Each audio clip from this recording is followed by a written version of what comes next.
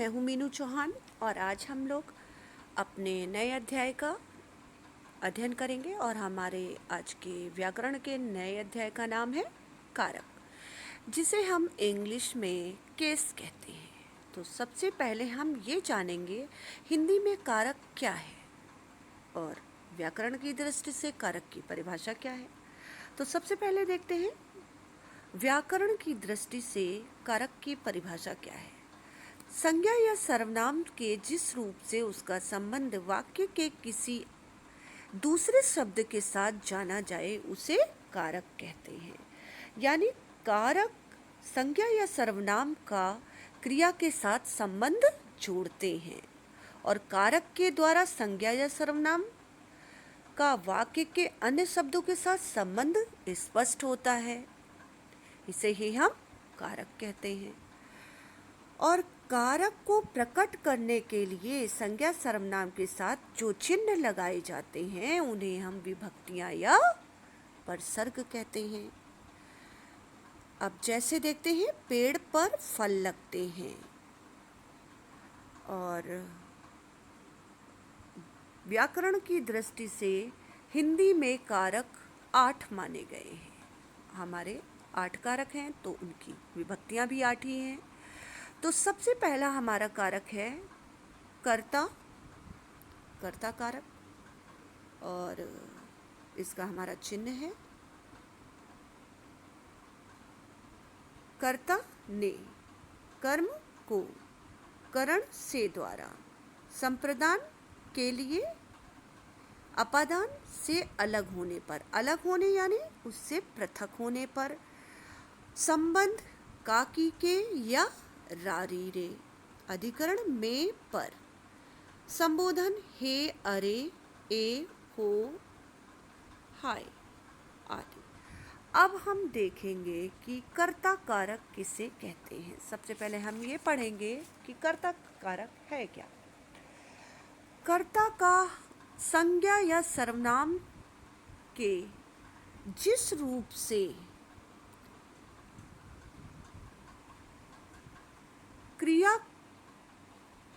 क्रिया को करने का बोध हो उसे कर्ता कारक कहते हैं और इसका चिन्ह होता है ने। तो यानी कर्ता का अर्थ ही होता है कार्य करने वाला। वाक्य में क्रिया को करने वाले को हम क्या कहते हैं? कर्ता। अब जैसे हमने पढ़ा राम ने पुस्तक पढ़ी, मोहन खेलता है, पक्षी उड़ता है। तो रमा ने पुस्तक पढ़ी, मोहन खेलता है, पक्षी उड़ता है। हमने ये देखा इनमें ने यानी कर्ता कारक हैं और इनके द्वारा क्रिया करने का बोध हो रहा है, इसलिए ये कर्ता कारक हैं। अब नेक्स्ट हम देखेंगे कर्म कारक। कर्म कारक किसे कहते हैं? सबसे पहले इसे देख लेते हैं। कर्म कारक है हमारा संज्ञा या सर्वनाम के जिस रूप पर क्रिया का प्रभाव या फल पड़े उसे कर्म कारक कहते हैं। और कर्म के साथ को विभक्ति आती है, यानी कौन सी विभक्ति लगती है? को।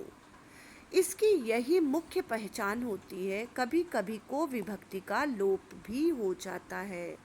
लोप भी होता है मतलब कभी कभी को चिन्ह नहीं लगता है। जैसे उसने श्याम को पढ़ाया, यहाँ पर आपने देखा को विभक्ति लगी हुई है।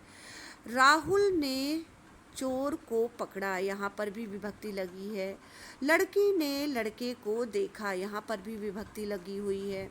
राम पुस्तक पढ़ रहा है। अब आपने यहाँ देखा यहाँ पर को विभक्ति नहीं है अर्थात विभक्ति का लोप हो गया है।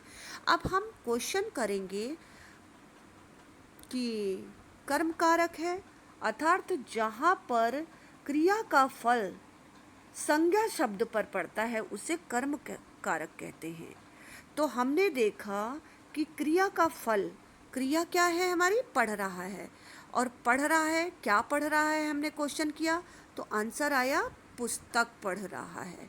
पुस्तक पढ़ रहा है तो पुस्तक हमारा हो गया कर्म। अब हमने पूछा पुस्तक कौन पढ़ रहा है तो राम पुस्तक को पढ़ रहा है। अगर आप ध्यान से पढ़ेंगे तो आपको पता चल जाएगा राम पुस्तक को पढ़ रहा है, जबकि ये लोप है, परंतु अगर आप उसके अर्थ को समझेंगे तो आपको समझ में आ जाएगा कि ये कर्म कारक है। अब हम नेक्स्ट नंबर देखते हैं हमारा करण कारक। अब करण कारक किसे कहते हैं? जिस साधन से अथवा जिसके द्वारा क्रिया पूरी की जाती है उस संज्ञा को करण कारक कहते हैं। इसकी मुख्य पहचान से अथवा द्वारा है, यानी करण कारक का विभक्ति चिन्ह है से अथवा द्वारा। और जिस कारण के साथ जिस करण का अर्थ ही होता है साधन या माध्यम। करण कारण का अर्थ होता है साधन अथवा माध्यम, यानी कि जिस साधन या माध्यम के द्वारा कार्य पूरा किया जाए उसे हम करण कारक कहते हैं। जैसे यूजीसी नेट हिंदी नोट्स, ये हमारा इनकम्प्लीट वाक्य है। अब हमने देखा कि श्याम गेंद से खेलता है, आदमी चोर को लाठी से मारता है। से हमने किसके द्वारा देखा? श्याम किससे खेलता है? गेंद से खेलता है, तो यानी माध्यम कौन हुआ? गेंद। आदमी चोर को लाठी के द्वारा।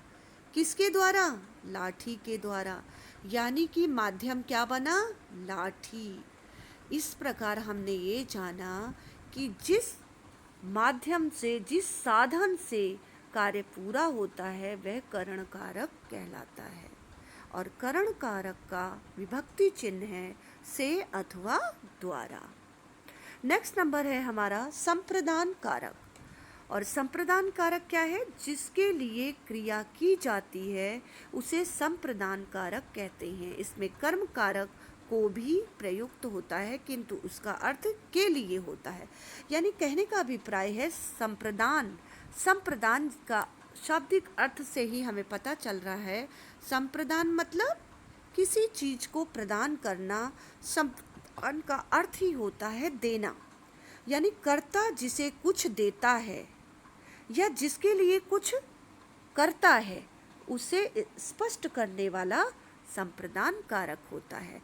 अब हम कुछ उदाहरणों के माध्यम से देखेंगे कि संप्रदान कारक किस प्रकार होता है।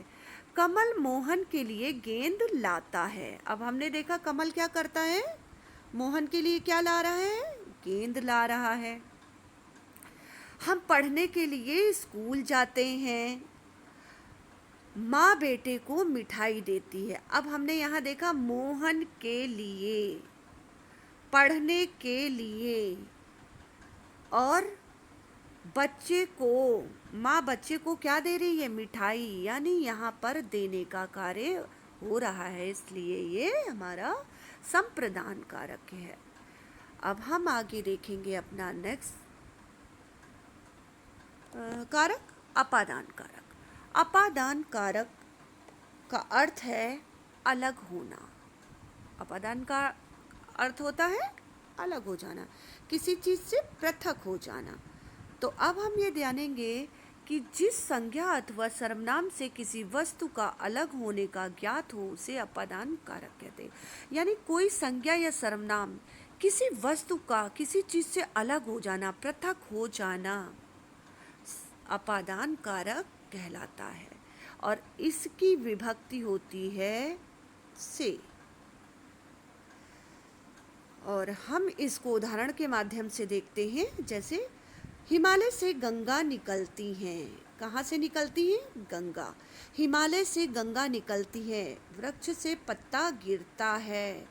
घुड़सवार घोड़े से गिरता है। अब यहाँ पर हमने देखा हिमालय से, वृक्ष से, घुड़सवार कहाँ से गिरा? घोड़े से। तो यानी ये चीज़ें इन चीज़ों से अलग हो रही हैं, पृथक हो रही हैं। हिमालय से गंगा पृथक हो रही है, वृक्ष से पत्ता गिर रहा है, अलग हो रहा है, और घुड़सवार घोड़े से गिर रहा है यानी अलग हो रहा है, इसलिए ये यहाँ पर अपादान कारक हैं। अब हम अपना अगला देखेंगे संबंध कारक।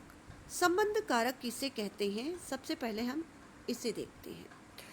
संबंध कारक संज्ञा या सर्वनाम के जिस रूप से एक वस्तु का संबंध दूसरी वस्तु से जाना जाए उसे संबंध कारक कहते हैं। इसकी मुख्य पहचान है काकी के या रा री रे। यानी कहने का अभिप्राय ये है कि संज्ञा के जिस रूप से किसी व्यक्ति या वस्तु का एक दूसरे के साथ रिलेशन हो, एक दूसरे के साथ संबंध हो, वो हमारे संबंध कारक होते हैं। यानी एक दूसरे के साथ रिलेशन बनाए, संबंध बनाए, वहाँ पर संबंध कारक होता है। जैसे कमल की किताब मेज पर है और राम का घर दूर है।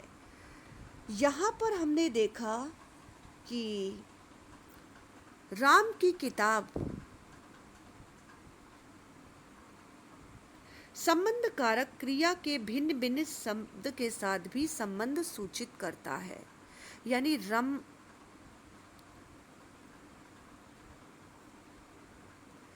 अब जैसे कुछ उदाहरण है हमारा कि कमल की किताब मेज पर है। किसकी किताब?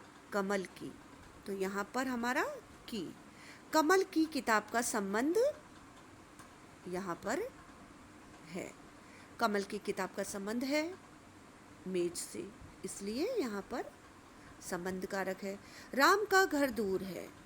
राम का किसका घर? राम का घर दूर है। तो यहाँ पर हमारा हो गया संबंध कारक, यानी संबंध कारक क्रिया से भिन्न भिन्न शब्द के साथ संबंध सूचित करता है। अब है नेक्स्ट हमारा अधिकरण कारक।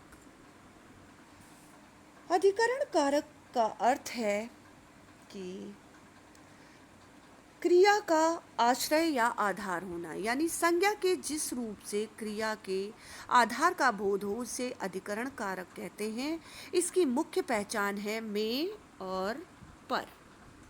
इसकी मुख्य पहचान है में तथा पर। कहने का अभिप्राय यह है कि अधिकरण का अर्थ क्रिया का आश्रय या आधार होता है। आश्रय देना या आधार, यानी किसी चीज का आधार होना।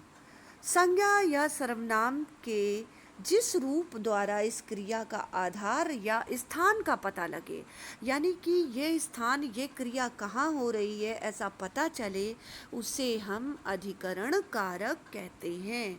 और इसे हम कुछ उदाहरणों के माध्यम से देखेंगे। जैसे उदाहरण है हमारा कि सबसे पहला उदाहरण है हमारा घर पर माँ है, घोंसले में चिड़िया है, सड़क पर गाड़ी खड़ी है। यहाँ पर घर, घोंसले में, सड़क पर अधिकरण कारक है। यानी घर में माँ है तो माँ का आश्रय कहाँ है, यानी स्थान। स्थान का हमें पता चल रहा है कि माँ कहाँ है, घर पर है। यानी हमें ये पता चला माँ घर पर है, स्थान का पता चल रहा है, इसलिए अधिकरण कारक है। घोंसले में चिड़िया है और घोंसले में चिड़िया है, घोंसले का यानी चिड़िया का आश्रय कहाँ है, घोंसले के अंदर। सड़क पर गाड़ी खड़ी है, गाड़ी कहाँ है, सड़क पर, स्थान का पता चल रहा है हमें, इसलिए यहाँ पर हमारा अधिकरण कारक है। अब हमारा आखिरी उदाहरण कारक है संबंध बोधक कारक। संबंध बोधक कारक किसे कहते हैं, अब हम इसे भी देख लेते हैं। संज्ञा या जिस रूप से किसी को पुकारने या सावधान करने का बोध हो उसे संबोधन कारक कहते हैं। इसका संबंध न क्रिया से न किसी दूसरे शब्द से होता है। यह वाक्य से अलग रहता है। इसका कोई कारक चिन्ह भी नहीं है। यानी संज्ञा के जिस रूप से पुकारने और सावधान करने, संकेत करने का पता चले, उसे हम संबंध बोधक कारक कहते हैं।